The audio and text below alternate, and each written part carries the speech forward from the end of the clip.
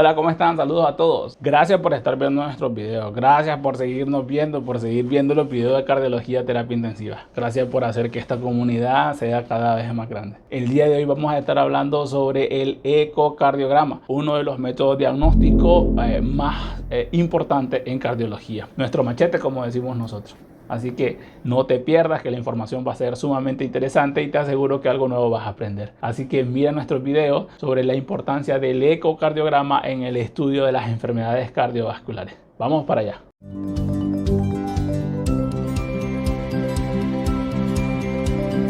Bueno, pues a mí me gusta mucho hablar sobre historia y entender de dónde vienen las cosas. De hecho, por eso soy médico internista. La ecocardiografía es una forma segura y precisa de estudiar el corazón. Permite valorar las estructuras cardíacas y el funcionamiento valvular de forma en vivo y a través de imágenes en movimiento. Valorar la fracción de expulsión del ventrículo izquierdo, que es lo que conocemos como FEVI.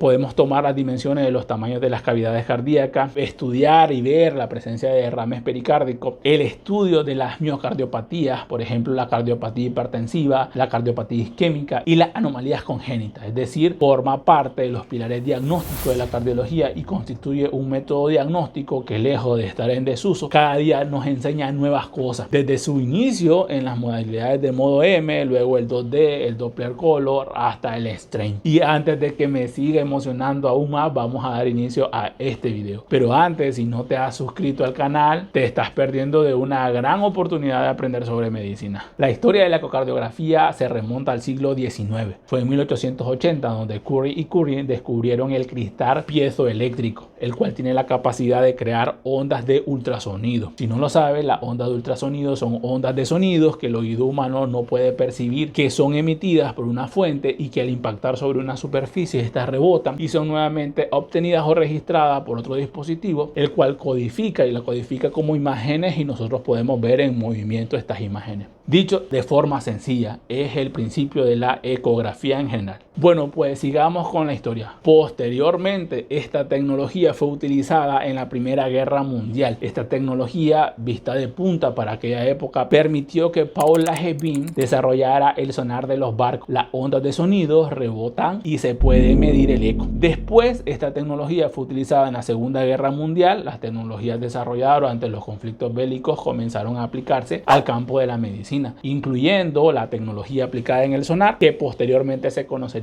como ecógrafo. Ya en el siglo XX, en la década de los 1950, la colaboración de dos doctores suecos fue invaluable para el desarrollo de tan importante método diagnóstico, y estos dos grandes médicos fueron el doctor Helmut Hertz y el doctor Inge Endler. Espero estar pronunciando bien sus nombres. Y sus avances y sus estudios fue lo que derivó en el desarrollo de la comercialización del primer dispositivo de ultrasonido para estudiar específicamente la función cardíaca. Ahí comenzó el estudio de la ecocardiografía clínica. Bueno, un gran aplauso para estos grandes genios. ¿En qué consiste el ecocardiograma? El ecocardiograma es una técnica mediante la cual se puede obtener una imagen del corazón en tiempo real utilizando las ondas de ultrasonido, como lo hemos explicado anteriormente. Para realizar un ecocardiograma se necesita un dispositivo llamado ecocardiógrafo. Este dispositivo se parece mucho a un ordenador o a una computadora, no sé cómo le llames tú.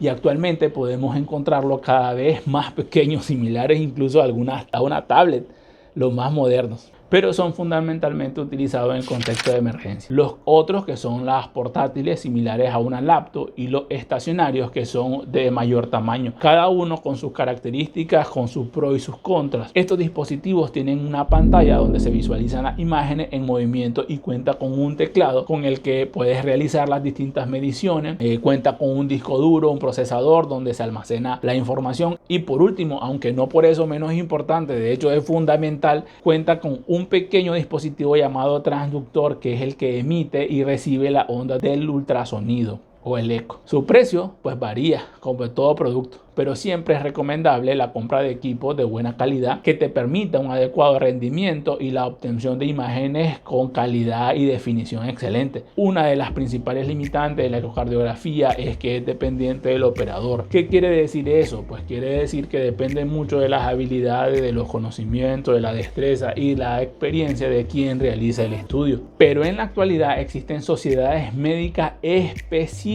en la subespecialidad de cardiología de ecocardiografía ecocardiografía, que ha permitido estandarizar las mediciones y los valores de severidad en guías para cada patología, por lo que te invito a que consulte esta guía en caso de que tengas dudas. Es importante recalcarle al paciente de que las ondas del ultrasonido son inocuas, son inofensivas, pues no emiten radiación, por lo que esta técnica es una modalidad básica, carece de contraindicaciones y es completamente segura para cualquier edad y condición, incluyendo el embarazo. No es dañino para el bebé. En otros videos de este canal hemos comentado que uno de los motivos más frecuentes de la consulta de una paciente gestante suelen ser las palpitaciones cardíacas y que para su estudio en algunos casos se requiere la realización fundamentalmente del holter del ritmo, pero también del ecocardiograma para descartar cardiopatías estructurales existentes en el corazón de la paciente. ¿Cuándo se realiza el ecocardiograma? Bueno, pues el ecocardiograma es una técnica muy versátil. Se puede realizar en el consultorio médico si es que el cardiólogo tiene las posibilidades o la oportunidad de tener su propio equipo. Es muy frecuente pues que tengan un equipo portátil o similares a una laptop. Se pueden mover, incluso se pueden hacer estudios ambulatorios en la cama del paciente, y con los dispositivos más grandes que suelen tenerse en los hospitales también estos disponen de ruedas que permiten la movilidad de este dispositivo y llevar el ecocardiógrafo hasta la cama del paciente. Por tal razón es a través que el ecocardiograma se puede estudiar, entre otras muchas cosas, las anatomías del corazón, la fuerza que tiene el músculo cardíaco en reposo y durante el ejercicio, la función de las válvulas cardíacas. Por todo lo antes mencionado, el ecocardiograma es una técnica de referencia que se utiliza para el estudio de las distintas enfermedades del corazón. Se puede detectar anomalías congénitas, es decir, que el paciente haya nacido con una malformación congénita. Por eso también está la especialidad de cardiología pediátrica. Quiero aprovechar para decir que uno como clínico debe saber cuáles son sus limitaciones y no debe hacer aquello a lo que no está capacitado para hacer. Por ejemplo, el ecocardiograma transtorácico perfectamente puede ser realizado por un cardiólogo clínico, pero existe para la realización en concreto de otras modalidades de ecocardiogramas más detalladas y más complejas. Para ello existe la subespecialidad de ecocardiografía, así que debes asegurarte que el facultativo que te va a realizar el estudio cuentes con las credenciales que lo certifique para la realización de cada uno de los tipos. Entonces vamos a hablar sobre esto, sobre qué modalidades de ecocardiogramas existen. Básicamente existen tres tipos. El ecocardiograma transtorácico, que es el más usual, donde se obtienen las imágenes del corazón aplicando un transductor sobre tu pecho, sobre el pecho del paciente, que es el que se realiza con mayor frecuencia y lo realizamos los cardiólogos clínicos. El ecocardiograma transesofágico. En este se obtienen las imágenes del corazón introduciendo una sonda por la boca hasta el esófago. Esta técnica es muy similar a la endoscopía. Lo utilizo como ejemplo para que te lo imagines.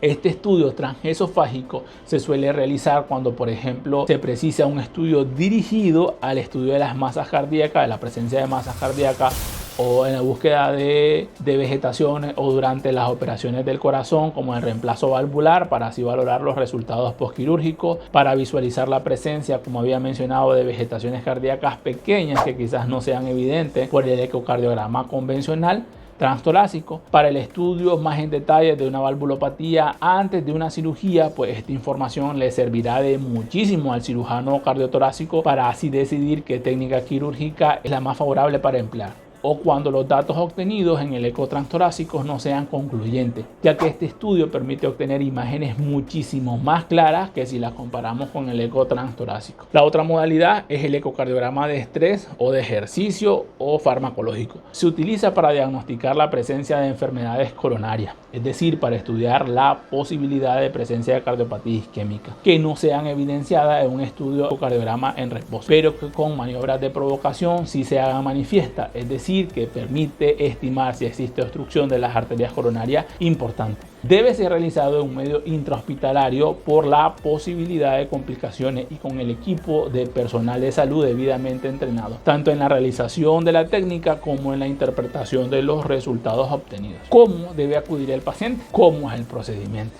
Muchos pacientes tienen temor a realizarse el eco por el desconocimiento. En el caso del ecocardiograma transtorácico, que es el más usual, no es necesario acudir en ayunas. En realidad no es necesaria ninguna preparación especial. El médico cardiólogo que realiza la prueba normalmente le va a pedir al paciente que se acueste hacia el lado izquierdo y aplicará un gel en el transductor sobre el pecho del paciente, lo que facilitará la obtención de las imágenes. Además, se suelen colocar unas pegatinas que son unos electrodos para obtener un trazado de ritmo cardíaco en vivo durante la realización del ecocardiograma transtorácico. El procedimiento no es un procedimiento doloroso y es completamente seguro. A veces el paciente puede sentir una ligera molestia cuando es requerido presionar el transductor más fuertemente en el pecho. Pues hay pacientes que por sus características morfológicas tienen mala ventana ecocardiográfica, siendo el caso más frecuente nosotros, los pacientes con sobrepeso, los pacientes neumópatas, los fumadores crónicos, los asmáticos, los pacientes que tienen enfermedad pulmonar obstructiva crónica. Otros son los ancianos, quienes presentan acortamiento de los espacios intercostales, entre otros casos. En el caso del ecocardiograma transesofágico, ese sí es un poco más minucioso y es necesario acudir en ayunas. No se puede comer ni beber nada durante las 8 horas previas a la realización del estudio, ya que se va a introducir la sonda por la boca hasta el esófago, a través de lo cual se obtendrán las imágenes del corazón. Se suele utilizar anestesia local y en algún tipo de sedación para relajar al paciente, adormitarlo, y que de esta forma no sea tan molesta la realización del estudio y así facilite tanto su realización como también le dé tranquilidad al paciente. Es recomendable que el paciente vaya acompañado por un familiar responsable y mayor de edad, pues después de la prueba no se puede conducir por los efectos de la sedación. También es importante esperar al menos 4 horas para poder comer después de que se te realizó la prueba, ya que la garganta está anestesiada y el paciente se puede atragantar o presentar también irritaciones en la garganta por la colocación del tubo. En el caso del ecocardiograma de estrés físico o farmacológico, este es similar al eco transtorácico. Se hace un ecocardiograma en reposo y luego se coloca al paciente a caminar en una cinta rodante o a pedalear en una bicicleta. Suele ser recomendable comer algo al menos 2 horas antes de realizar la prueba, pero no comer copiosamente. Se debe preguntar al médico que solicita la prueba si es necesario suspender alguna medicación antes de realizarla, como por ejemplo los beta bloqueantes, ya que su efecto es reducir la frecuencia cardíaca, lo que para los objetivos de esta prueba sería contraproducente. Mediante esta prueba, el médico estudiará cómo funciona tu corazón, cómo funciona el corazón durante el ejercicio, es decir, durante el máximo esfuerzo que el paciente es capaz de realizar. En otras palabras, si las arterias de tu corazón están enfermas, el médico observará que cuando el corazón demanda más energía, hay zonas del mismo, es decir, de tu corazón, que no contraen o no se engruesan adecuadamente, que no funcionan bien. Esta prueba combina la realización de una prueba de esfuerzo y el uso de la ecocardiografía transtorácica, y también se debe observar al paciente después de la realización de la prueba. Por último, en el caso del ecocardiograma de estrés farmacológico, se necesita también estar en ayunas por lo menos 4 horas antes de la prueba. En este caso también se estudia cómo funciona el corazón durante el máximo esfuerzo, pero a diferencia del ecocardiograma de esfuerzo, en el cual se pone a correr o a caminar al paciente, en este se utilizan fármacos que aceleran el corazón. Esta prueba suele reservarse para pacientes que no pueden realizar ejercicio físico por alguna limitante, como por ejemplo los pacientes ancianos con limitaciones funcionales que les impida caminar a alta velocidad.